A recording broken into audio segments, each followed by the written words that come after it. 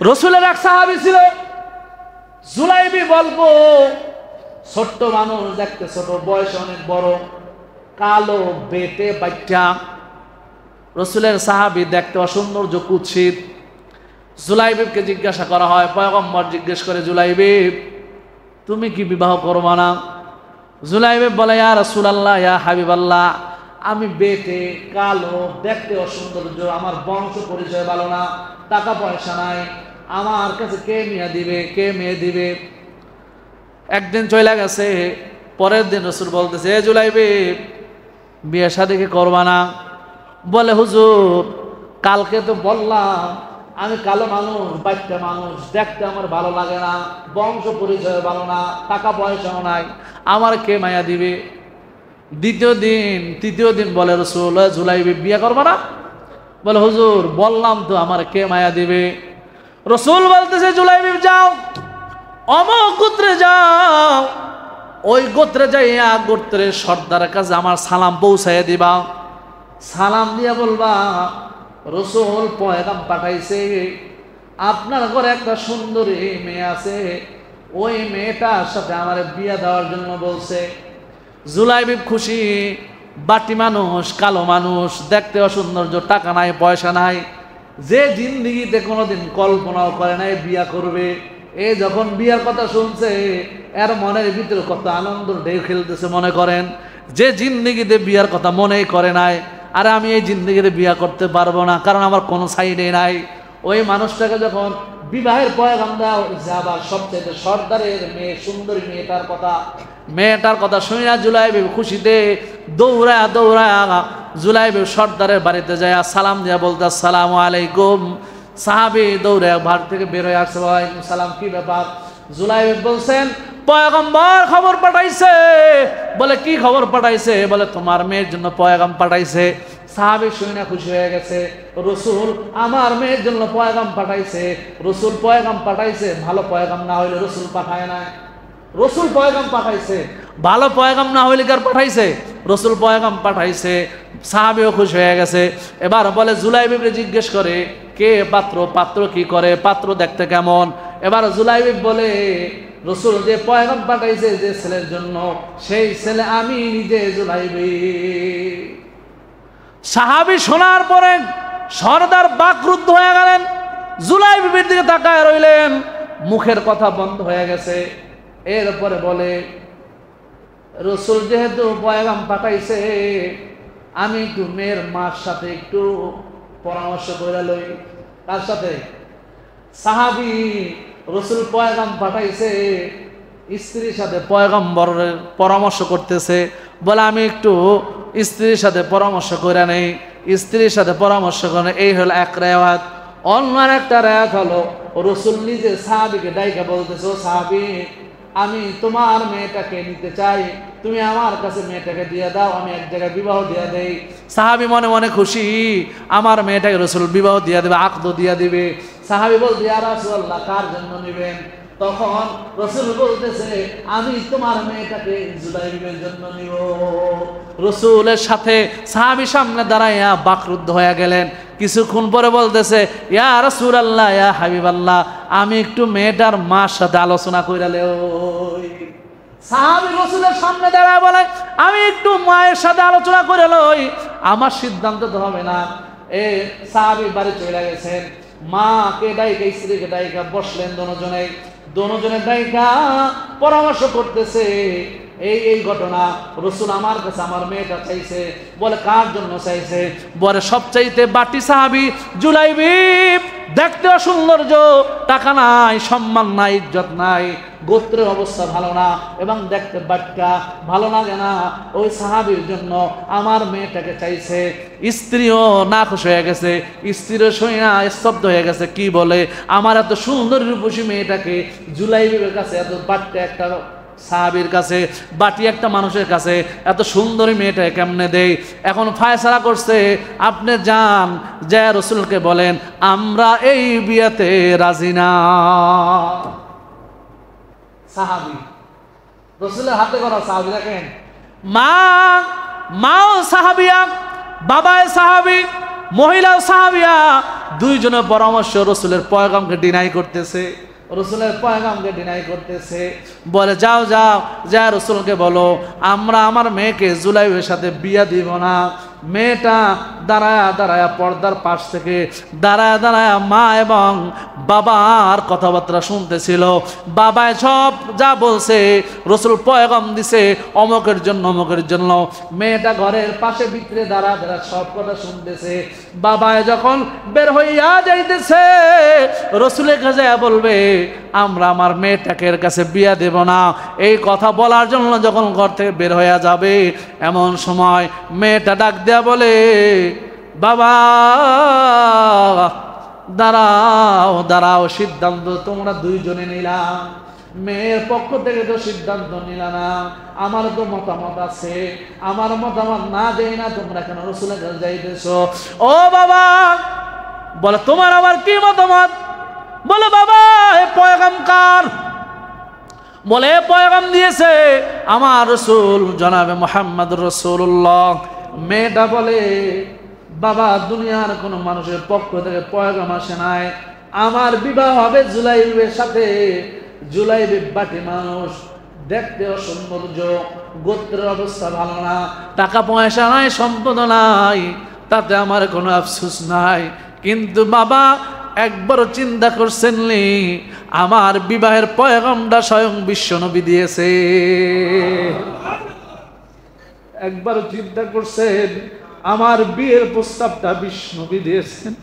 ও বাবা আপনার কাছে অপছন্দ হতে পারে, আপনার কাছে সৌন্দর্য হতে পারে, আপনি যায় বিশ্বনবীরে জানায় দেন, যা বলেন আমরা অমত থাকলেও আমার মেয়ে অমত না, আমার মেয়ে জুলাইবিবকে বিবাহ করার জন্য প্রস্তুত।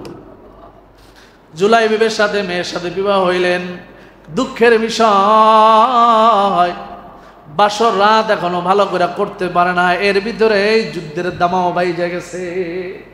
চিন্তা করেন একটা বাটি মানুষ, কালো মানুষ, সম্পদ নাই, গোত্র ভালো না, বিবাহ করছে বাসর রাত্র করতে পারে না, এমন সময় যুদ্ধের দামামা বাড়ছে। যে জিন্দিগিতে কোনোদিন বিবাহ করার চিন্তাও করে নাই সে আজকে সুন্দরী রূপে একটা মেয়েকে বিবাহ করছে, বাসর রাত হবে। জুলাইবিব যখন যুদ্ধের ঘোষণা শুনছে, জুলাইবিব বিদায় নেয়া যুদ্ধের ময়দানে চইলা যাইতেছে। শ্বশুরে বুঝায় ও জুলাইবিব এটা তো ক্ষুদ্র একটা যুদ্ধের দল, এখানে তুমি না গেলে হবে না, তুমি নতুন বাসর ঘরে থাকো। জুলাইবিব বলে ও শ্বশুর আব্বাজান আমার রসুল জিহাদের ময়দানে জিহাদ করবেন, কাফেরের মোকাবেলায় তরবারি নিয়ে জিহাদ করবেন, আর আমি জুলাইবিব সুন্দরী নারী নিয়া সুন্দরী স্ত্রী নিয়া ঘরের ভিতরে বাসর রাত করব, এটা জুলাইবিবের দ্বারা হতে পারে না। জুলাইবিব যুদ্ধের ময়দানে চলে গেলেন। যুদ্ধ শেষ, মুসলমান জয়লাভ করলেন। সমস্ত সাহাবীদেরকে যারা শহীদ হয়েছে সবাইকে তালাশ কইরা কইরা কইরা রসুল এক জায়গায় জমা করলেন। রসুল বলতেছেন সবাইকে তো পাইলা, কিন্তু আমি তো আমার জুলাইবিবকে দেখতে পাইতেছি না। তালাশ করে জুলাইবিব কোথায়? ছোট মানুষ, ছোট মানুষ তো তালাশ করে জুলাইবিব কোথায় খুঁজতে খুঁজতে খুঁজতে যা দেখে 7টা মরদেহের নিচে জুলাইবিবের ছোট্ট দেহটা পড়ে আছে। 7টা মরদেহে, কাফের 7টা মরদেহের নিচে ছোট্ট জুলাইবিবের লাশটা পড়ে আছে। রসুল তাই না, রসুলের পুরোর উপরে জুলাইবিবের মাথাটা নিলেন।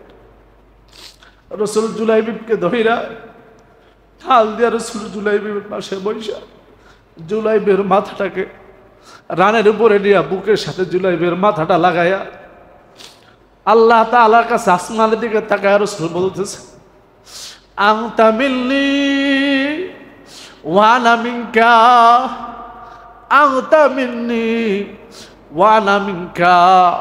ও আল্লাহ জুলাইবিব আমার থেকে, আমি জুলাইবিবের থেকে, জুলাইবিব আমার থেকে, আমি জুলাইবিব থেকে।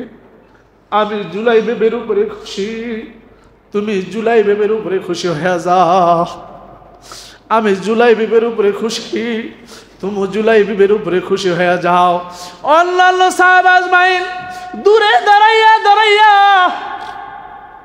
আফসোস করতেছে আর বলতেছে, হায় হায়, আজকের এই লাশটা যদি জুলাইবিবের না হইয়া যদি আমার লাশটা হইত।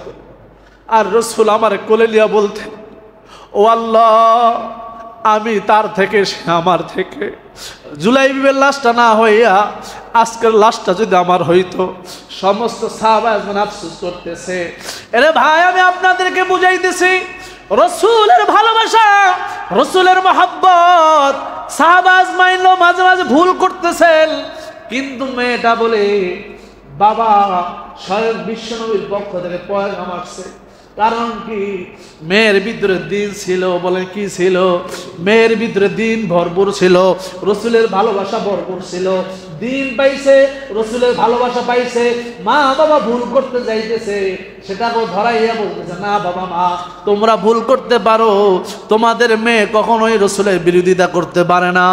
লা ইলাহা লা ইলাহা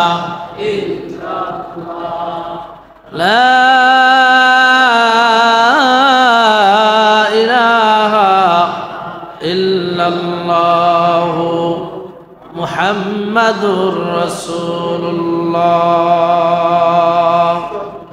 সাল্লাল্লাহু আলাইহি ওয়া আলিহি ওয়াসাল্লাম।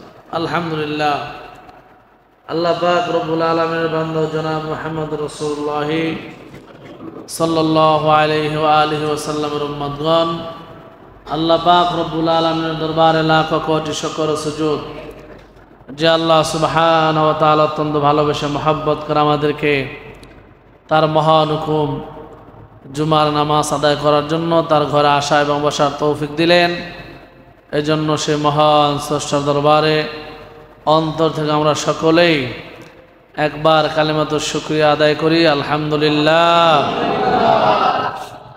লক্ষ কোটি দরুদ সালাম বিশ্ব মানবতার কান্ডারি, বিশ্ব মানবতার মুক্তির দিশারি ইমামুল মুরসালিন জনাব মুহাম্মদুর রাসূলুল্লাহ, সকলেই বলি সাল্লাল্লাহু আলাইহি ওয়া আলিহি ওয়াসাল্লামের উপর। সর্বোপরি শুকর যে দয়াময় আমাদেরকে ভালোবেসে, যে প্রেমময় আমাদেরকে মহব্বত করে সুস্থতার সাথে এই মসজিদে আসা এবং বসার তৌফিক দিলেন। এই জন্য আরো একবার কালেমাতুশ শুকর আদায় করে আলহামদুলিল্লাহ। ইয়া আইয়ুহান নাস ইত্তাকু রাব্বাকুমুল্লাযী খালাকাকুম মিন নাফসিন ওয়াহিদা। আল্লাহ তাআলা বলেন, ইয়া আইয়ুহান নাস ইত্তাকু রাব্বাকুম, হে দুনিয়ার লোক সকল, তোমরা তোমাদের রবকে ভয় করো, তোমরা তোমাদের রবকে ভয় করো। আল্লাযী খালাকাকুম মিন নাফসিন ওয়াহিদা, যিনি তোমাদেরকে একজন থেকে সৃষ্টি করেছেন। কয়জন থেকে? বলেন কয়জন থেকে? এবং ওয়াখালাকা মিনহা যাওজাহা, এবং তার থেকে তার স্ত্রীকে সৃষ্টি করেছেন। যিনি তোমাদেরকে একজন থেকে তৈরি করেছেন, ওয়াখালাকা মিনহা যাওজ, এবং তিনি তার থেকে তার স্ত্রীকে সৃষ্টি করেছেন। ওয়াবাসসা মিনহুমা রিজালান কাসীরাও ওয়া নিসা, এরপরে এই দুইজন থেকে আল্লাহ তাআলা জোড়ায় জোড়ায় জোড়ায় জোড়ায় অনেক পুরুষ, নারী পুরুষ আল্লাহ তাআলা জমিনে তৈরি করেছেন। কয়জন থেকে? কয়জন থেকে? যিনি তোমাদেরকে একজন থেকে সৃষ্টি করেছেন, এরপরে তার থেকে তার স্ত্রীকে, এবং এই দুইজন থেকে আবার জোড়ায় জোড়ায় জোড়ায় জোড়ায় অসংখ্য নারী পুরুষ আল্লাহ তাআলা তৈরি করছেন।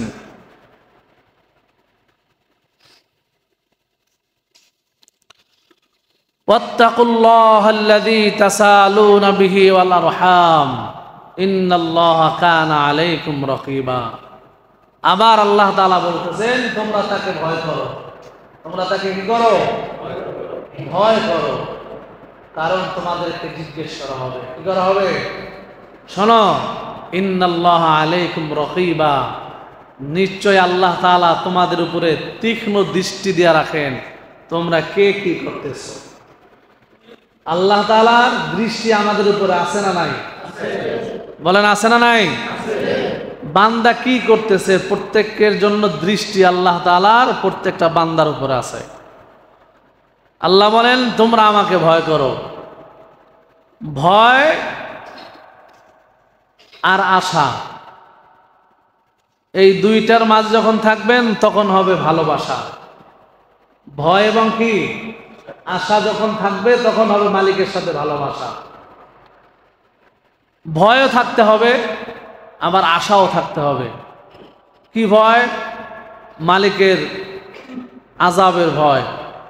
আবার আশা কিসের? জান্নাতের আশাও থাকা লাগবে। কিসের আশা? না জানি আমি গুনাহের কারণে জাহান্নামে চলে যাই, না, আল্লাহ তো অনেক রহমান, অনেক রহিম, আল্লাহ চাইলে আবার আমাকে জান্নাতে দিতে পারে। ভয়ও লাগবে আশাও লাগবে। ভয়ও লাগবে, কি লাগবে? আশাও লাগবে। তো ভয় যদি থাকে, কোন ক্ষেত্রে ভয়? বলে তোমার প্রত্যেকটা কাজে আল্লাহ তাআলার ভয় লাগবে। প্রত্যেকটা আমলের ভিতরে কার ভয় লাগবে? আল্লাহ তাআলার ভয় লাগবে। প্রত্যেকটা নেকের কাজের ভিতরে আল্লাহ তাআলার ভয় লাগবে। আর রসুলের কি লাগবে? তরিকা লাগবে, আদর্শ লাগবে। কার তরিকা? ভয় লাগবে কার? আল্লাহ। তরিকা লাগবে কার? রসুলের। মসজিদে কেন আসছি? আল্লাহ তাআলার ভয়ে, আযাবের ভয়ে তাকে আবার পাইতে আসছি, তাকে রাজি খুশি করার জন্য আসছি। আসলাম বলে মসজিদে গেলেই হবে না। মসজিদে আসছেন, এখানে মসজিদে ঢোকার পদ্ধতি আছে না নাই? নামাজ পড়ার পদ্ধতি আছে না নাই? এটা কার তরিকায় লাগবে? কার তরিকায়? মসজিদে আসছেন, ডান পা দিয়ে ঢুকতে হবে। তরিকা কার? সবাই বলেন কার? রসুলের। বিসমিল্লাহ পড়তে হবে, দরুদ শরীফ পড়তে হবে, রসুলের উপরে দরুদ শরীফ পড়তে হবে, ইতিকাফের নিয়ত করতে হবে, তারপরে মসজিদে ঢুকতে হবে। মসজিদে ঢুকলাম, কোন ডান পা দিয়ে ঢুকলাম না বাম পা দিয়ে ঢুকলাম, কোনো হুঁশ নাই। কোনো কি নাই? হুঁশ নাই। দুরূদ শরীফ পড়ার কোনো খবর নাই, ইতিকাফ করার কোনো নিয়ত নাই। বলে এমন ভাবে ঢুকো মসজিদে বইসা থাকলে তোমার আমলনামায় সওয়াব হবে। বলে বাথরুমের ভিতরে গেলে সওয়াব হয়? বাথরুমে কোনো সওয়াব হয়? বলে বাথরুমে গেলে সওয়াব নাই, কিন্তু রসুলের তরিকায় গেলে কি? কথা বলেন, রসুলের তরিকায় গেলে? বাথরুমে গেলে সওয়াব নাই, বাথরুম তো নিকৃষ্ট জায়গা, কিন্তু রসুলের তরিকায় গেলে সওয়াব আছে না নাই? রসুলের তরিকা কি? বাথরুমে যাওয়ার তরিকা রসুলের আছে না নাই? বলেন আছে না নাই? তা রসুলের তরিকা যদি থাকে বাথরুমে যাওয়ার, তা সওয়াব থাকবে না কেন? তরিকা যেহেতু আছে, সওয়াব অবশ্যই আছে। রসুলের তরিকা কি? ডান পা দিয়া বাথরুমে যাওয়া। কোন পা দিয়া? হ্যাঁ, বাম পা দিয়া যাওয়া। আমি যে ডান পা বলছি আপনারা খেয়াল করছেন নি? ইচ্ছা করে বলছে, আপনাদেরকে দেখলাম, আমরা ভাইবেন না যে হুজুরে ডান পা দিয়া কয়। কোন পা দিয়া যাবেন? বাম পা দিয়া যাবে। ভিতরে বাম পা দিয়া ঢুইখা পাদানি আছে না? পাদানি, পাদানি বুঝেননি? পাদানি হইলো যে দুইটা ইটের মতো থাকে। এখন তো অনেকের বাসায় পাদানি নেই, হাই কমোড, ঠিক না? তো পাদানির উপরে পাও রাখারও সুন্নত আছে। পাদানির উপরে কি রাখার সুন্নত আছে? ওখানে পা কোনটা রাখবেন? আগে বাথরুমে ঢুকলেন, ঢুকার পরে দুইটা পাদানি, বাম পা রাখবেন, ডান পা রাখার দুইটা জায়গা আছে না? এখানে কোন পা আগে রাখা সুন্নত বলেন তো? এখানে কোন পা রাখা সুন্নাত? এখানে ডান পা রাখা সুন্নাত। কোন পা রাখা সুন্নাত? ডান পা রাখা সুন্নাত। বাথরুমে ঢুকছেন বাম পা দিয়া, এখন আপনি আছেন বাথরুমের ভিতরে, ভিতরেও সুন্নত আছে। কি সুন্নত আছে? বলে পাও যে রাখবেন, পাওটা কি অবস্থা রাখবেন, এখানেও সুন্নত আছে। বলে আপনার ময়লাটা যেখানে পড়বে তার চাইতে আপনি যেখানে বসবেন পা দিয়া, ওই জায়গাটা উত্তম নিচের জায়গা থেকে। নিচের জায়গা থেকে কি? উপরের জায়গা উত্তম, এবং উত্তমকে সম্মান করতে হয় ডান দিক থেকে। উত্তমকে সম্মান করতে হয় কোন দিক থেকে?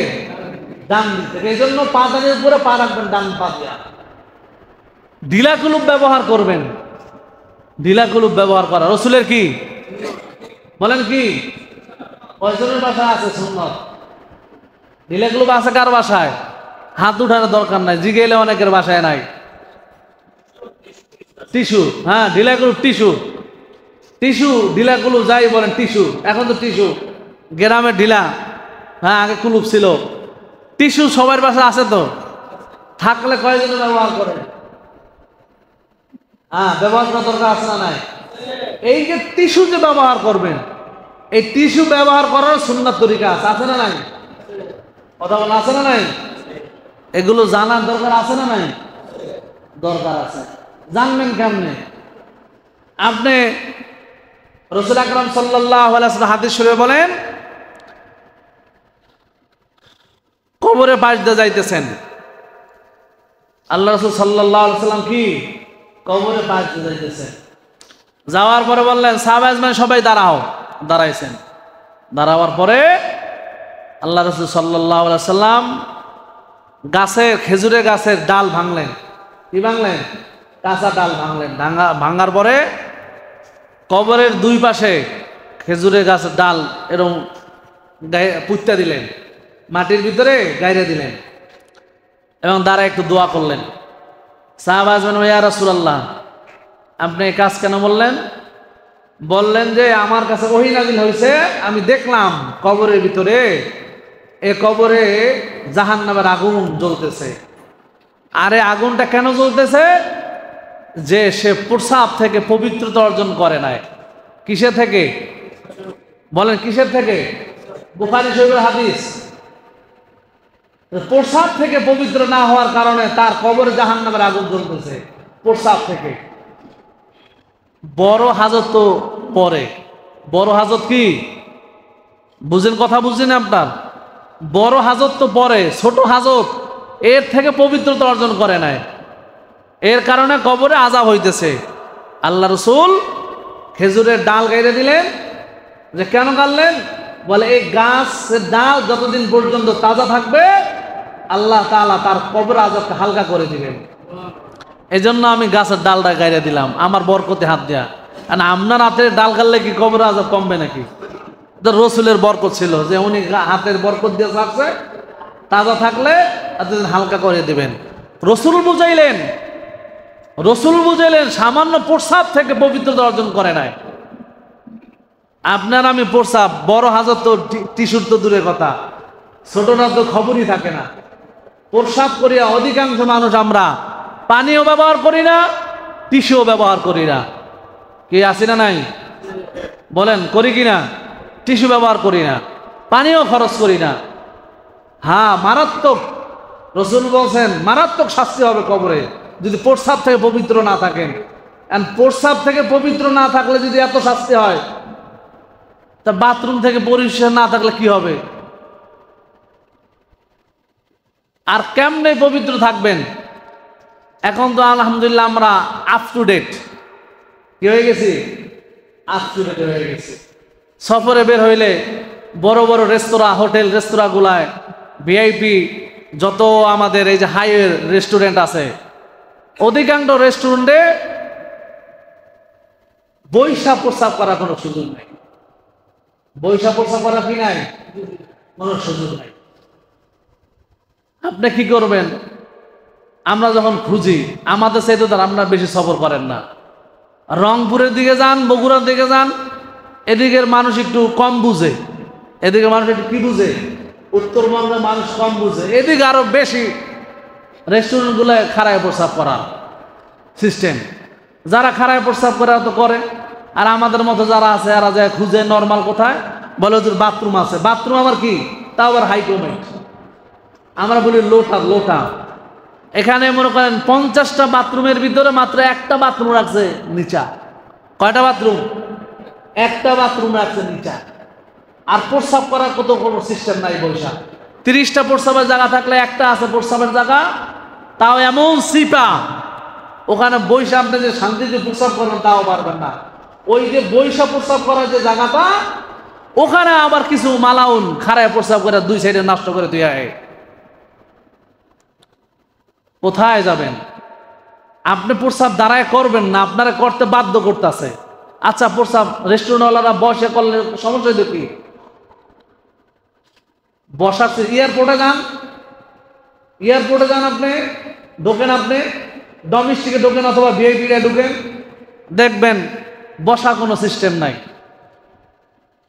বাথরুমের ভিতরে একটা বাথরুম পাবেন বৈশা উপরে। এখন যেটা ভিআইপি ডোমেস্টিকে আমরা যদি ঢুকি, ভিআইপি উপরে গেলে বলে এখানে নিচে কোনো বাথরুম নাই, নিচে বাথরুম নিচে আছে একটা। কয়টা আছে? ডোমেস্টিকে আমরা অনেক চলাফেরা করি এয়ারপোর্টে, উপরে বাথরুমে কোনো নিচা কমেট নাই, সব হাই।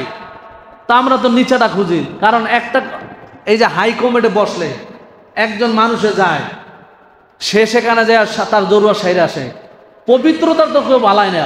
উনি গেছে, ওনার পরিষ্কারের পানি বাথরুমে একদম তছনছ করে আছে, সেখানে আমি যাই বসলে ওই অপবিত্র পানিটা আমার শরীরে লাগে না, সেটা আমি আবার নাপাক হয়ে গেলাম না? তা আমরা তো খুঁজি না, এটা দরকার না, আমাদেরটা নিচে দরকার, যেখানে বৈশা শান্তিতে করা যায়। উপরে নাই, নিচে যান। নিচে তাও আবার আছে একটা। আপনি করবেন না, আপনাকে করতে বাধ্য করবে। আপনি করবেন না, আপনাকে করতে কি করবে? বাধ্য করবে। সমাজ এখন এটা হয়ে গেছে। সমাজ এখন কি হয়ে গেছে? এরকম হয়ে গেছে।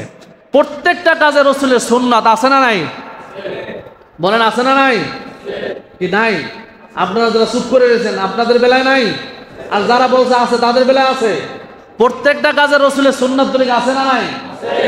বিবাহ শাদীর ক্ষেত্রে আছে না নাই? কি আছে? রসুলের সুন্নাত তরিকা আছে। বিবাহের ক্ষেত্রে আছে। গত জুমায় বলছিলাম, মনে আছে নি? মেয়ে দেখার ক্ষেত্রে কয়টা জিনিস লক্ষ্য করবেন? 4টা। রসুল বলছেন 4টা জিনিস লক্ষ্য করে বিবাহ করো। কয়টা জিনিস? 4টা জিনিস। এর ভিতরে প্রাধান্য দিতে হবে কোনটাকে? 4 জিনিসের ভিতরে প্রাধান্য দিতে হবে কোনটাকে? দিনদারি। দিনদারি কি দারি? ছেলের ভিতরে মেয়ের ভিতরে দিনদারি তো আছে কিনা? অলি মালিহা মাল, অলি হাসাবিহা বংশ, অলি জামালিহা সৌন্দর্য, অলি দিন ইহা 4 নম্বরে কি? দিন। ফাজবুর বিযাতিদ দিন।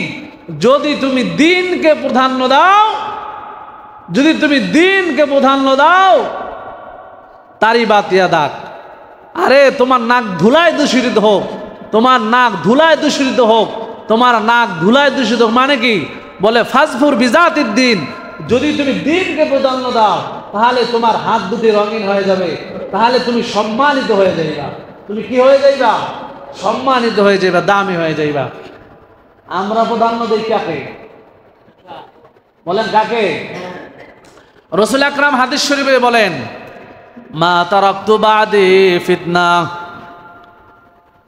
আযাররু আলার রিজালি মিনাল নিসা।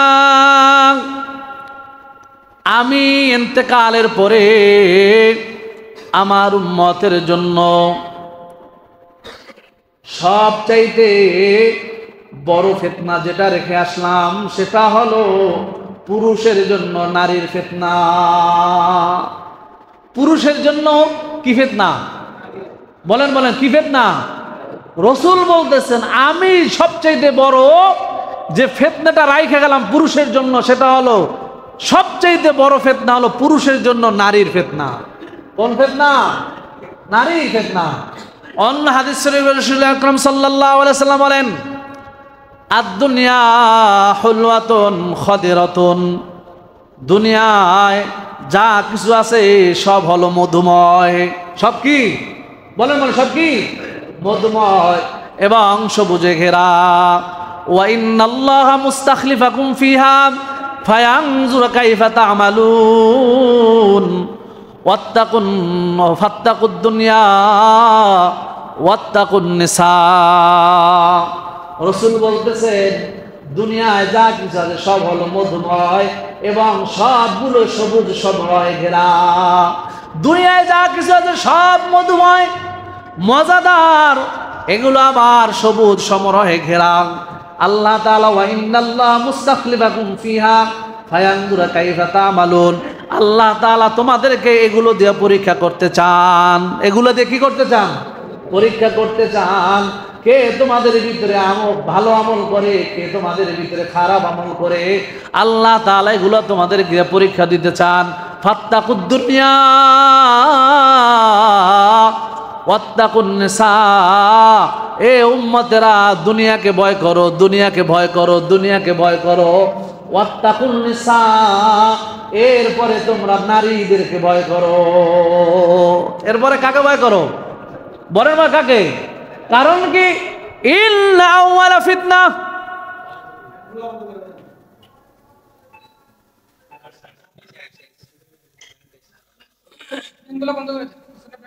ইন্না আউয়ালা ফিতনা বনি ইসরাইল কানাত ফিন নিসা।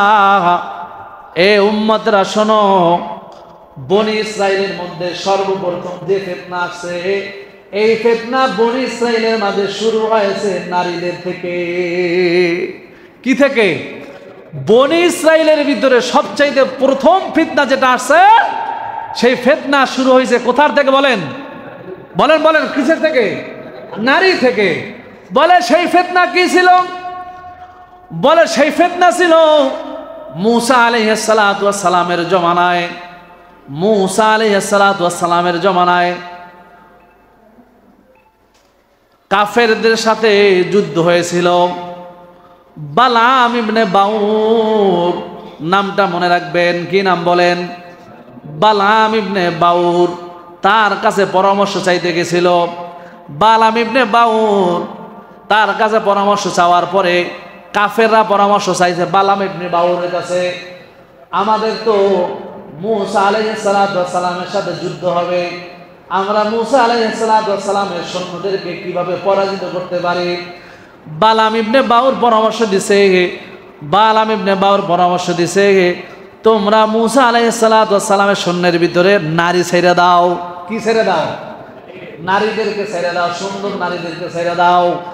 ওই কাফেররা মূসা আলাইহিস সালাতু ওয়াস সালামের সৈন্য দলের যে কমান্ডার আছে, তার পিছনে একজন সুন্দরী রূপসীকে লাগাই দিয়েছেন। ওই সুন্দরী রূপসী মূসা আলাইহিস সালাতু ওয়াস সালামের কমান্ডারকে, সৈন্য দলের কমান্ডারকে বুঝায়া ফুসলায়া কোন রকমে ফিতনা তার ভিতরে আসক্ত করে জেনার কাজে লিপ্ত করে ফেলছেন। বলে এর ভিতরে জেনায় যখন লিপ্ত হয়ে গেছে, নারীর ফিতনা ছলনা দিয়া, ভালোবাসা দিয়া মূসা আলাইহিস সালাতু ওয়াস সালামের কমান্ডারকে গুনার ভিতরে লিপ্ত করে দিছে।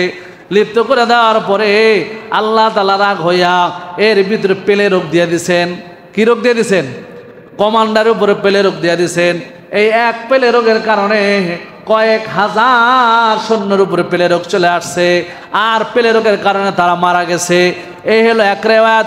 বলে নারীর কারণে পইরা মূসা আলাইহিস সালামের দলটা বিজয় হইতে পারে নাই, পরাজয় বরণ করে চলে আসছে। দ্বিতীয় রেওয়ায়াত হলো বনি ইসরাইলের ভিতরে সূরা বাকারার যে ঘটনা, সূরা বাকারা, বাকারা মানে গাভী, বাকারা মানে কি? গাভী। এই গাভীর যে ঘটনা, এর মূল ঘটনা হইল, বলে বনি ইসরাইলের ভিতরে মেয়েদের থেকে সর্বপ্রথম ফিতনা আসছে। বলে সেটা হলো কি? বলে চাচতো ভাই চাচতো বোনকে সবচাইতে বেশি পছন্দ করত। চাচতো ভাই চাচতো বোনকে পছন্দ করত। চাচার কাছে বলছে, ও চাচা আমি আপনার মেয়েটাকে বিবাহ করতে চাই। চাচায় রাজি হয় নাই, চাচতো বোনও রাজি হয় নাই। সেখান থেকে এই যে মেয়েটে কেন্দ্র কইরা চাচতো ভাই চাচাকে হত্যা করছে, চাচতো ভাই চাচাকে হত্যা করে ফেলছে। হত্যা করার পর থেকে দুই দলের ভিতরে বিশাল সংঘর্ষ বাড়ছে। বাজতে বাজতে বাজতে বাজতে পুরো গোত্রের ভিতরে মারামারি, কলহ, দ্বন্দ্ব, ফিতনা সৃষ্টি হয়ে গেছে। বলে সর্বপ্রথম বনি ইসরাইলের ভিতরে এই নারীদের মাধ্যমে ফিতনা সৃষ্টি হয়। আর এই বাকারা কি? বলে এই বাকারা গাভী। এটা কি? এই মারামারি যখন হয়, চাচারা নিয়ে মারছে, চাচারা নিয়ে মারার পরে এখন মারছে তো চাচতো ভাই, কিন্তু চাচতো ভাই আর বলে নাই, মাইরা কি করছে? চাচারে মাইরা চাচার ঘরের সামনে বস্তা বানি ফেলাই রেখে আসছে। চাচারে মাইরা চাচারে বস্তার ভিতরে বইরা চাচার ঘরের সামনে কি করছে? রাইখা আসছে। কিন্তু চাচারে যে রাইখা আছে, কে মারছে? ওই জমানে বর্তমানে এত প্রযুক্তি উন্নত ছিল, কিন্তু মারছে কে এটা তো বের করা দরকার। এখন মুসা আলাইহিস সালামের কাছে এই দল গেছে, যায় বলতেছে আমাদের যে লোকটাকে মারছে কে মারছে এটা বের করতে হবে, হ্যাঁ সত্যটা যাচাই করতে হবে। মুসা আলাইহিস সালাম বলছে যাও তোমরা একটা গাবি ক্রয় করে নিয়ে আসবা, গাবির কালার হবে এই, গাবির কালারটা হবে শুধু এক কালারের, গাবির কালারটা কি হবে হলুদ বর্ণের হবে। এই হলুদ বর্ণের গাবিটা, এই এক হলুদ বর্ণের গাবিটা এক দামে ক্রয় করে নিয়ে আসবা, কোনো দরাদর করবা না যেখানে পাও। এরা বলতেছে বনি ছেলে মানুষ তো প্রশ্ন বেশি করতেন, মুসা আলাইহিস সালামের লোক না, বলতেছে গাবিটা কি হবে, বলে হলুদ বর্ণ হবে। ঠিক আছে সেটা কেমন হবে, বলে এক কালারের হবে, সেটা কোন জায়গায় পাওয়া যাবে, কোন জায়গায় পাওয়া যাবে, কেমন হবে, কোন গোত্রে পাবো, কেমন, সব প্রশ্ন শুরু করছে। আর আল্লাহ তাআলা তাদেরকে এটাকে কি করতেছে, কঠিন করতে। সূরা বাকারার ভিতরে আপনার 1 নম্বর পারা 9 নম্বর পৃষ্ঠা থেকে ঘটনা শুরু হয়েছে, আছে সুন্দর করে তরজমা দেখে নিন। বলে আল্লাহ তাআলা কঠিন করছেন, পায় না পায় না পায় না পায় না পায় না। এদিকে আল্লাহ তাআলা বিশাল বড় ঘটনা, এই আমার একটা কি এই বাচ্চাকে গরুকে, আর আগে ওই জংলায় এক আল্লাহর বান্দা থাকতো গরিব মানুষ, এর একটা ছেলে আছে, ওই ছেলের জন্য আল্লাহর নামে একটা গরু ছেড়ে দিছে। কি করছে, আল্লাহর নামে গরু ছেড়ে দিছে জংলায়। আর বলছে আমার ছেলের যখন দরকার হবে এই গরু আল্লাহ তুমি আমার সময় মতো ফিরাই দিও। এই যে মুসা আলাইহিস সালাম এখন গরু দরকার, আর গরু খুঁজতে পায় না। সবার কাছে জানলো যে জংলায় একটা গরু আছে, কিন্তু গরুটা দেখা গরুর মালিককে যখন গরু ধরতে গেছে, এই গরু বাবা ইন্তেকালের আগে ছাইরা গেছে, বাবা মারা গেছে, গরু তো বড় হয়ে গেছে, জংলায় ঘুরে আর ঘাস খায়, জংলায় ঘুরে আর ঘাস খায়। গরু যখন তারা ধরতে গেছে, গরু তো দৌড়াইতে দৌড়াইতে দৌড়াইতে দৌড়াইতে দৌড়াইতে বাড়ির মালিক এসে বুঝতে, লম্বা ইতিহাস ওদিকে যাব না। যেটা বলতেছিলাম যে বনি ইসরাইলের ভিতরে সর্বপ্রথম নারীর ফিতনা। কি ফিতনা আছে বলেন, বলেন কি ফিতনা, নারীর ফিতনা। আর রাসূল আকরাম সাল্লাল্লাহু আলাইহি ওয়াসাল্লাম বলেন আমি যে জিনিসটা আমার উম্মতের জন্য সবচাইতে বেশি যেটা ভয়ঙ্কর জিনিস রেখে গেলাম, সেটা হলো আমার উম্মতের জন্য নারীর ফিতনা রেখে গেলাম, নারীর ফিতনা। এই জন্য কেন বললাম নারী ফিতনা, আপনি বিবাহ করার ক্ষেত্রে কেমন স্ত্রী নির্বাচন করবেন জানা দরকার আছে না নাই? কারণ স্ত্রী যদি ভালো হয় আপনার সংসার সুখের হবে, আপনার সংসার আনন্দের হবে। স্ত্রী যদি সুখের না হয়, স্ত্রী যদি জান্নাতি না হয়, দিন না বুঝে, তাহলে তো আপনার সংসার সুখের হবে না, আপনার সংসার কি হবে না, সুখের হবে না। তাহলে মেয়েকে আপনার ওইভাবে করতে হবে, মেয়েকে কি করতে হবে, ওইভাবে করতে হবে, ছেলেকে ওইভাবে করতে হবে। আমার মেয়ে কি দিন বুঝে? অধিকাংশ মেয়েরা কোরআন পড়তে জানে না, অধিকাংশ মেয়েরা তাদের পর্দা জানে না, দাইনি ফরজ কাটা। অধিকাংশ পুরুষ, অধিকাংশ মেয়েরা জানে না যে আমার একটা মেয়ের দাইনি ফরজ কয়টা। এখানে যারা পুরুষ আছি আমরা অধিকাংশ পুরুষ জানি না পুরুষের দাইমি ফরজ কয়টা। জানেন? দরকার নাই আমি জিজ্ঞাসা করবো না, মনে মনে জিজ্ঞাসা করেন আমাদের দাইমি ফরজ কয়টা, এটা আমরা জানি না। আমাদের পুরুষের দাইমি ফরজ কয়টা, পুরুষের দাইমি ফরজ বুঝেন সর্ব অবস্থায় যেটা আমাদের করতেই হবে, আমরা জানি না। মেয়েদের দাইমি ফরজ কয়টা জানে না। আমার মেয়েটা কোরআন পড়তে পারে না, আমার মেয়েটা দিন জানে না, আমার মেয়েটা ইসলাম বুঝে না। তাহলে ওই মেয়েটাকে ঘরে আনলে আপনার ঘর ফিতনায় আশঙ্কা হবে না, জান্নাতের আশঙ্কা হবে। কিভাবে বুঝলেন? এই মেয়েটা ঘরে আসলে তো সারাক্ষণ ঘরের ভিতরে ফিতনা ফিতনা ফিতনা থাকবে। আপনার কথায় কর্কশ, কথায় ঝগড়া, চাউনিতে ঝগড়া, রান্নায় ঝগড়া, এখানে ঝগড়া। আর যদি দিনদার হয়, মেয়ে যদি দিনদার হয়, আপনি যদি সময় মতো কিছু নাও আনতে পারেন, তারপর আপনার চোখের দিকে তাকায় কথা বলবে না, তারপর আপনার চোখের দিকে তাকায় কি করবে না। অনেক আপনারা এখানে আছেন নামাজ পড়েন না, পর্দা করেন না, কিন্তু আলহামদুলিল্লাহ আপনার স্ত্রীটা বড় দিনদার, ঘরের ভিতরে আছে না নাই? অনেক স্ত্রী দিনদার, কিন্তু স্বামী কি নামাজ পড়ে না, স্বামী ঠিক মতো ইবাদত করে না, কিন্তু মেয়েটা দিনদার, মহিলা দিনদার। অনেক মহিলা আছেন, অনেক মা আছেন আমার, যে মা রমজান মাস চলে গেছে, অনেক মা পুরো 30টা রোজা রাখছে, কিন্তু বেয়াকুব একটা বকে নাই, ওরে রান্না করে খাওয়ানো লাগছে না লাগে না? এরকম অনেক মহিলা আছে যে কষ্ট বলতে পারে না, নিজেই স্ত্রী নিজে রোজা রাখছে, কিন্তু পাঠার মতো একটা লোক ওরে বলছে আমি রোজাদার, তাও বলছে তুমি রোজা রাখো আর না রাখো সেটা আমার দেখার বিষয় না, আমার রান্না করে খাওয়াইতে হবে।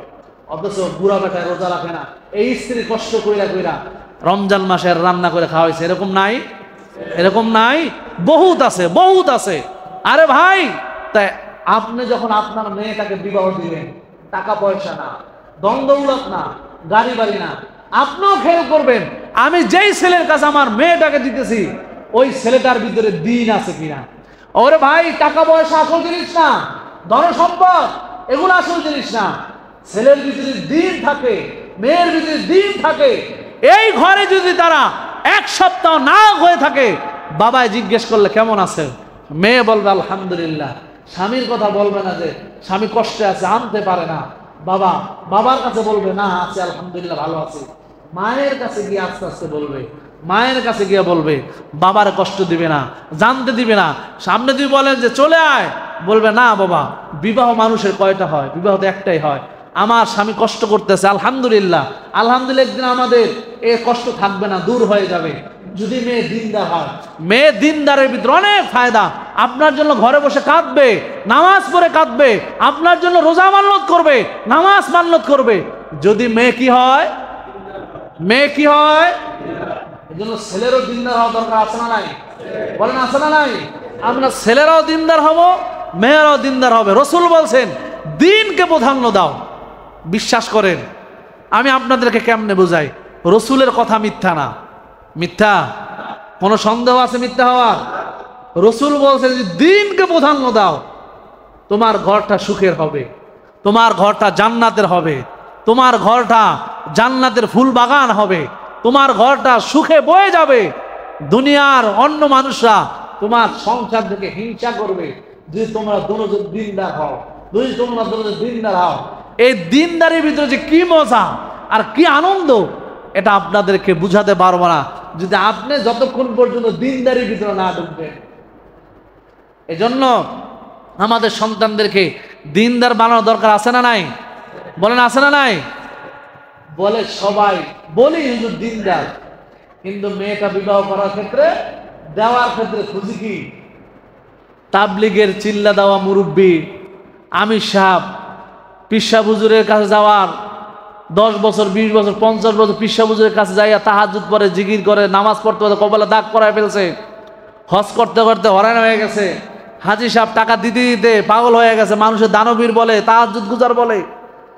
এও যখন ছেলে মেয়ের বিবাহ দিতে যায়, সেও মনে মনে তার মেয়ের জন্য টাকাওয়ালা, বিদেশওয়ালা, হ্যাঁ প্রবাসী, অনেক টাকা, অনেক বাড়ি, অনেক গাড়ি, এটা মনে মনে খুঁজে।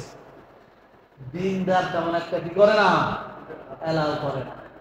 আপনি দেখবেন অমুকে অনেক বড় বুজুর্গ, মাশাল্লাহ, ওনাদের একটা সুন্দরী মেয়ে আছে, তা আমি তো মধ্যবিত্ত, যাই তার কাছে, দেখবেন যে সে আমতা আমতা করে বলবে আমি তো আসলে বলতে পারি না, তা মেয়ের মার সাথে, মেয়ের ভাই বোন আছে, মেয়ের চাচারা আছে, এদের সাথে একটু কথা বলতে হয়। আসলে বিবাহ শাদীর ব্যাপার তো একা সিদ্ধান্ত তো হয় না, সবার সাথে পরামর্শ করে করতে হয়।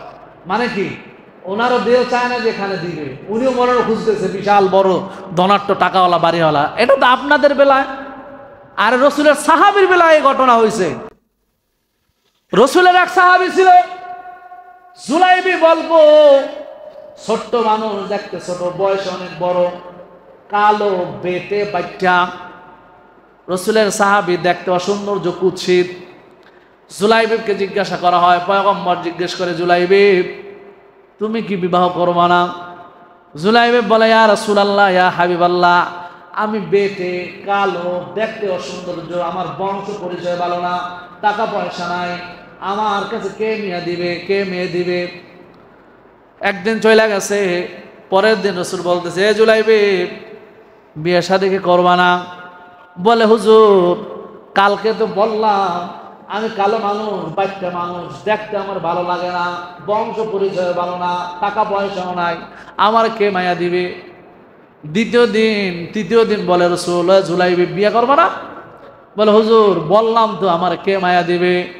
রসুল বলতেছে, জুলাইবিব যাও, অমুক গোত্রে যাও, ওই গোত্রে যাইয়া গোত্রের সর্দারের কাছে আমার সালাম পৌঁছাইয়া দিবা। সালাম দিয়া বলবা, রসুল পয়গাম পাঠাইছে, আপনার ঘরে একটা সুন্দরী মেয়ে আছে, ওই মেয়েটার সাথে আমার বিয়ে দেওয়ার জন্য বলছে।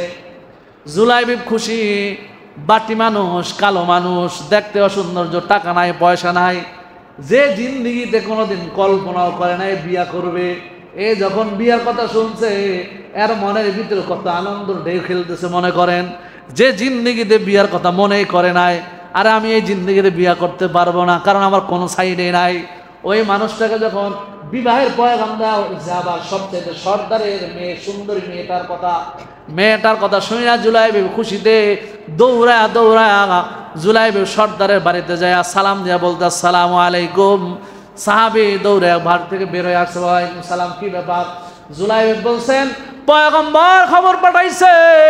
বলে কি খবর পাঠাইছে? বলে তোমার মেয়ের জন্য পয়গাম পাঠাইছে। সাহাবী শুনে খুশি হয়ে গেছে, রসুল আমার মেয়ের জন্য পয়গাম পাঠাইছে। রসুল পয়গাম পাঠাইছে, ভালো পয়গাম না হইলে রসুল পাঠায় না। রসুল পয়গাম পাঠাইছে, ভালো পয়গাম না হইলে কার পাঠাইছে? রসুল পয়গাম পাঠাইছে। সাহাবীও খুশি হয়ে গেছে। এবার বলে জুলাইবিবরে জিজ্ঞেস করে কে পাত্র, পাত্র কি করে, পাত্র দেখতে কেমন? এবার জুলাইবিব বলে রসুল যে পয়গাম পাঠাইছে যে ছেলের জন্য, সেই ছেলে আমি নিজে জুলাইবিব। সাহাবী শোনার পরে সর্দার বাকরুদ্ধ হয়ে গেলেন, জুলাইবিবের দিকে তাকায় রইলেন, মুখের কথা বন্ধ হয়ে গেছে।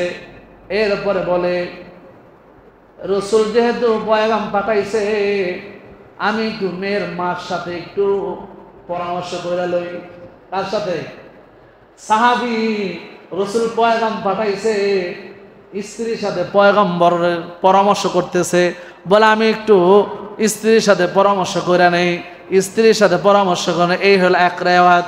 অন্য একটা রেওয়াত হলো রসুল নিজে সাহাবীকে ডাইকা বলতেছে, ও সাহাবী, আমি তোমার মেয়েটাকে নিতে চাই, তুমি আমার কাছে মেয়েটাকে দিয়ে দাও, আমি এক জায়গায় বিবাহ দিয়ে দেই। সাহাবী মনে মনে খুশি, আমার মেয়েটাকে রসুল বিবাহ দিয়ে দেবে, আকদ দিয়ে দিবে। সাহাবী বলতে ইয়া রাসূলুল্লাহ কার জন্য নেবেন? তখন রসুল বলতেছে আমি তোমার মেয়েটাকে জুলাইবিবের জন্য নিব। রসুলের সাথে সাহাবী সামনে দাঁড়াইয়া বাকরুদ্ধ হয়ে গেলেন। কিছুক্ষণ পরে বলতেছে ইয়া রাসূলুল্লাহ, ইয়া হাবিবাল্লাহ, আমি একটু মেয়েটার মার সাথে আলোচনা কইরা লই। সাহাবী রসুলের সামনে দাঁড়ায় বলে আমি একটু মায়ের সাথে আলোচনা করে লই, আমার সিদ্ধান্ত তো হবে না। এই সাহাবী বাড়ি চলে গেছেন, মাকে ডাইকা স্ত্রীকে ডাইকা বসলেন, দোনোজনে ডাইকা পরামর্শ করতেছে এই ঘটনা। রসুল আমার কাছে আমার মেয়েটা চাইছে। বলে কার জন্য চাইছে? বলে সবচাইতে বাটি সাহাবী জুলাইবিব, দেখতে অসৌন্দর্য, টাকা নাই, সম্মান নাই, ইজ্জত নাই, গোত্রের অবস্থা ভালো না, এবং দেখতে বাটকা, ভালো লাগে না। ওই সাহাবীর জন্য আমার মেয়েটাকে চাইছে। স্ত্রীও নাখুশ হয়ে গেছে, স্ত্রীও শুনে না স্তব্ধ হয়ে গেছে। কি বলে আমার এত সুন্দর রূপসী মেয়েটাকে জুলাইবিবের কাছে, এত বাটকা একটা সাহাবীর কাছে, বাটি একটা মানুষের কাছে এত সুন্দরী মেয়েটা কেমনে দেই? এখন ফায়সালা করছে, আপনি যান, যে রসুলকে বলেন আমরা এই বিয়েতে রাজি না। সাহাবী রসুলের হাতে করা সাহাবী, দেখেন মাও সাহাবিয়া, বাবায় সাহাবী, মহিলাও সাহাবিয়া, দুইজনের পরামর্শ রসুলের পয়গামকে ডিনাই করতেছে, রসুলের পয়গামকে ডিনাই করতেছে। বলে যাও যাও, যা রসুলকে বলো আমরা আমার মেয়েকে জুলাইবের সাথে বিয়া দিব না। মেয়েটা দাঁড়ায়া দাঁড়ায়া পর্দার পাশ থেকে দাঁড়ায়া মা এবং বাবার কথাবার্তা শুনতেছিল। বাবায় সব যা বলছে, রসুল পয়গাম দিছে অমকের জন্য অমকের জন্য। মেয়েটা ঘরের পাশে ভিতরে দাঁড়া সব কথা শুনতেছে। বাবায় যখন বের হইয়া যাইতেছে, রসুলের কাছে বলবে আমরা আমার মেয়েটাকে এর কাছে বিয়া দেব না। এই কথা বলার জন্য যখন ঘর থেকে বের হইয়া যাবে, এমন সময় মেয়েটা ডাক দেয়া বলে বাবা দাঁড়াও দাঁড়াও, সিদ্ধান্ত তোমরা দুইজনে নিলাম, মেয়ের পক্ষ থেকে তো সিদ্ধান্ত নিলা না, আমার তো মতামত আছে, আমার মতামত না দেই না তোমরা কেন রসুলের কাছে যাইতেছো? ও বাবা, বলে তোমার আবার কি মতামত? বলে বাবা এ পয়গাম কার? বলে পয়গাম দিয়েছে আমার রসুল জনাবে মুহাম্মদুর রাসূলুল্লাহ। মেয়েটা বলে বাবা দুনিয়ার কোন মানুষের পক্ষ থেকে পয়গাম আসে নাই, আমার বিবাহ হবে জুলাইবের সাথে। জুলাইব বাটি মানুষ, দেখতে অসৌন্দর্য, গোত্রের অবস্থা ভালো না, টাকা পয়সা নাই, সম্পদ নাই, তাতে আমার কোনো আফসোস নাই। কিন্তু বাবা একবারও চিন্তা করছেন নি আমার বিবাহের পয়গামটা স্বয়ং বিশ্বনবী দিয়েছে? একবারও চিন্তা করছেন আমার বিয়ের প্রস্তাবটা বিশ্বনবী দিয়েছেন? ও বাবা, আপনার কাছে অপছন্দ হতে পারে, আপনার কাছে সৌন্দর্য হতে পারে, আপনি যায় বিশ্বনবীরে জানায় দেন, যা বলেন আমরা অমত থাকলেও আমার মেয়ে অমত না, আমার মেয়ে জুলাইবিবকে বিবাহ করার জন্য প্রস্তুত। জুলাইবিবের সাথে মেয়ের সাথে বিবাহ হইলেন। দুঃখের বিষয় বাসর রাত এখনো ভালো করে করতে পারে না, এর ভিতরে এই যুদ্ধের দামাও বাইজে গেছে। চিন্তা করেন, একটা বাটি মানুষ, কালো মানুষ, সম্পদ নাই, গোত্র ভালো না, বিবাহ করছে, বাসর রাত্র করতে পারে না, এমন সময় যুদ্ধের দামামা বাড়ছে। যে জিন্দিগিতে কোনোদিন বিবাহ করার চিন্তাও করে নাই, সে আজকে সুন্দরী রূপে একটা মেয়েকে বিবাহ করছে, বাসর রাত হবে। জুলাইবিব যখন যুদ্ধের ঘোষণা শুনছে, জুলাইবিব বিদায় নেয়া যুদ্ধের ময়দানে চইলা যাইতেছে।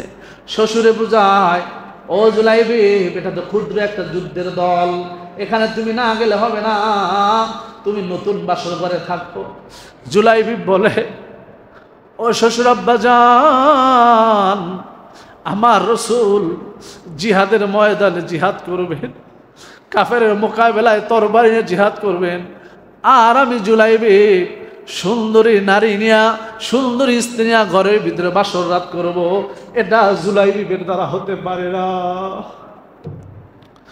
জুলাইবিব যুদ্ধের ময়দানে চলে গেলেন। যুদ্ধ শেষ, মুসলমান জয়লাভ করলেন। সমস্ত সাহাবীদেরকে যারা শহীদ হয়েছে সবাইকে তালাশ কইরা কইরা কইরা রসুল এক জায়গায় জমা করলেন। রসুল বলতেছেন, সবাইকে তো পাইলা, কিন্তু আমি তো আমার জুলাইবিবকে দেখতে পাইতেছি না।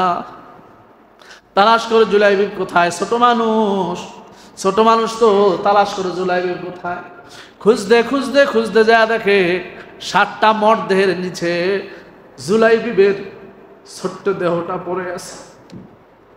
7টা মরদেহে, কাফেরের 7টা মরদেহের নিচে ছোট্ট জুলাইবিবের লাশটা পড়ে আছে।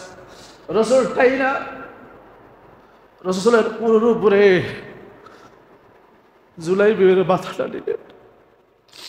রসুল জুলাইবিবকে ধইরা হাল দিয়া রসুল জুলাইবিবের পাশে বৈশা জুলাইবের মাথাটাকে রানের উপরে নিয়ে বুকের সাথে জুলাইবের মাথাটা লাগাইয়া আল্লাহ তাআলার কাছে আসমানের দিকে তাকায় রসুল বলতেছে, আনতা মিন্নি ওয়া আনা মিনকা, আনতা মিন্নি ওয়া আনা মিনকা। ওয়াল্লাহ, জুলাইবিব আমার থেকে, আমি জুলাইবিবের থেকে, জুলাইবিব আমার থেকে, আমি জুলাইবিব থেকে। আমি জুলাইবিবের উপরে খুশি, তুমি জুলাইবিবের উপরে খুশি হয়ে যাও। আমি জুলাইবিবের উপরে খুশি, তুমি জুলাইবিবের উপরে খুশি হয়ে যাও। অন্যান্য সাহাবা আজমাইন দূরে দাঁড়াইয়া দাঁড়াইয়া আফসোস করতেছে আর বলতেছে, হায় হায়, আজকের এই লাশটা যদি জুলাইবিবের না হইয়া যদি আমার লাশটা হইত। আর রসুল আমার কোলে লিয়া বলতেন, ও আল্লাহ, আমি তার থেকে, সে আমার থেকে। জুলাইবিবের লাশটা না হইয়া আজকের লাশটা যদি আমার হইতো। সমস্ত সাহাবা এখন আফসোস করতেছে। এরে ভাই, আমি আপনাদেরকে বুঝাইতেছি, রসুলের ভালোবাসা, রসুলের মহব্বত সাহাবা আজমাইনও মাঝে মাঝে ভুল করতেছেন। কিন্তু মেয়েটা বলে, বাবা স্বয়ং বিশ্বনবীর পক্ষ থেকে পয়গাম আসছে। কারণ কি? মেয়ের ভিতরে দিন ছিল। বলে কি ছিল? মেয়ের ভিতরে দিন ভরপুর ছিল, রসুলের ভালোবাসা ভরপুর ছিল। দিন পাইছে, রসুলের ভালোবাসা পাইছে। মা বাবা ভুল করতে যাইতেছে, সেটাকেও ধরাইয়া বলতেছে, না বাবা, মা তোমরা ভুল করতে পারো, তোমাদের মেয়ে কখনোই রসুলের বিরোধিতা করতে পারে না। আমার ছেলের, আমার মেয়েটা তো সব সময় রসুলের বিরোধী। আমার ছেলের মুখে দাঁড়িয়ে নাই, আমার ছেলে সুন্নাত তরিকা চলে না, আমার আমার মেয়ে সুন্নাত তরিকা চলে না, আমার স্ত্রী সুন্নাত তরিকা চলে না, আমার মেয়ে পর্দা করে না, আমার ছেলে পর্দা করে না, আমার স্ত্রী পর্দা করে না, আমি নিজে পর্দা করি না, আমি নিজে নামাজ পড়ি না, আমি নিজে পর্দা করি না, আমার সংসার সুখের হবে কিভাবে বলেন? আমার সংসার সুখের হবে কিভাবে? এজন্য প্রত্যেকটা মানুষের, প্রত্যেকটা পুরুষের কিয়ামতের ময়দানে আল্লাহ তাআলা আদালতের দ্বারা হিসাব দিতে হবে। তোমার ছেলেকে, তোমার মেয়েকে দ্বীন শিখাও না কেন? তোমার ছেলেকে, তোমার মেয়েকে দ্বীন শিখাও না কেন? কোরআন শিখাও না কেন? সঠিক মাসালা শিখাও না কেন? ভাবিয়েন না আপনার সন্তানকে ডাক্তার, ডক্টর, ইঞ্জিনিয়ার বানাইছেন, সব বানাইছেন, অনেক গর্ব করে বলেন আমার সন্তান ডাক্তার, ইঞ্জিনিয়ার, আমার সন্তান বিসিএস ক্যাডারে চান্স পেয়ে গেছে, বিসিএস ক্যাডার হয়ে গেছে, সব চলবে, কিয়ামতের ময়দানে ধরা খেয়ে যাবে। এই জন্য কোরআন শিখান, দ্বীন শিখান, তারপরে সন্তানকে আপনি বিসিএস ক্যাডার বানান, ডাক্তার বানান, ইঞ্জিনিয়ার বানান, সাহিত্যিক বানান, প্রফেসর বানান, যা বানান, দুনিয়ার সব কিছু বানান। কিন্তু সবকিছু বানাবার আগে আপনার সন্তানের দিলের ভিতরে, আপনার সন্তানের ভিতরে কোরআনের নূর ঢুকায়া দেন, হাদিসের নূর ঢুকায়া দেন, সঠিক ইলম ঢুকায়া দেন। এরপর আপনি দুনিয়ার সবকিছু করেন, কোনো সমস্যা নাই। সন্তানকে কি শিখাইতে হবে বলেন? বলেন কি শিখাইতে হবে? আর আমরা যারা দ্বীন শিখি না, এখনো সময় আছে, এখনো সময় আছে। নিজে দ্বীন শিখেন, কোরআন পড়া শিখেন, কোরআন পড়া শিখেন। নিজের ব্যক্তিগত চলতে, নামাজ পড়তে যতটা সূরা প্রয়োজন, এতটা সূরা আপনার সই শুদ্ধ করে পড়তেই হবে, পড়তেই হবে, পড়তেই হবে। না পড়লে আপনি গুনাহগার হবে, নামাজ পড়বেন, কবুল হবে না। আল্লাহ তাআলা আমাদের সবাইকে সুন্নাত তরিকায়, রসুলের সুন্নাত তরিকায় জিন্দেগি পরিচালনা করার তৌফিক দান করুক, বলেন আমিন। আর যদি বলেন আমিন। ছেলে মেয়ে বিবাহ করার ক্ষেত্রে সুন্নাত তরিকায় বিবাহ দেওয়ার তৌফিক দান করুক, বলেন আমিন। দেখবো তো ইনশাআল্লাহ, দেখবো তো ইনশাআল্লাহ। আল্লাহ তাআলা মানার এবং আমল করার তৌফিক দান করুক, আমিন। ওয়া আখিরু দাওয়ানা আনিল হামদুলিল্লাহি রাব্বিল আলামিন। আমরা যারা বিলম্বে এসেছি 4 রাকাত কাবলাল জমা